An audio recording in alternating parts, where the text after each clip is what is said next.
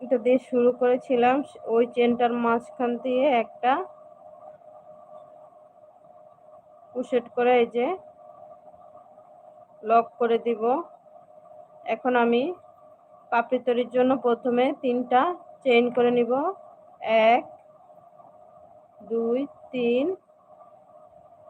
প্রথম চেইনের ঘরে আমি 3টা চেইন করে নিয়েছি। এখন আমি পরের চেইনটায় 5টা সিঙ্গেল ক্রোশেট করে নিব।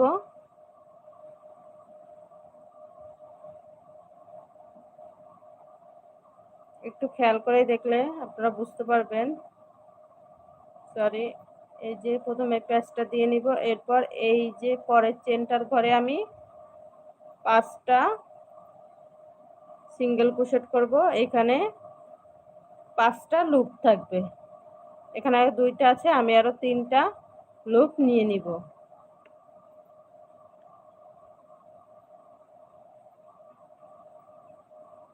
3 একই চেনের মধ্যে দিয়ে নিব।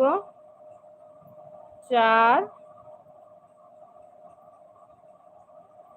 5। এই যে আমার একটা পাপড়ির কাজ শেষ। এখন আমি 5টা লুপের মধ্যে দিয়ে এই সুতাটা এনে এই যেখানে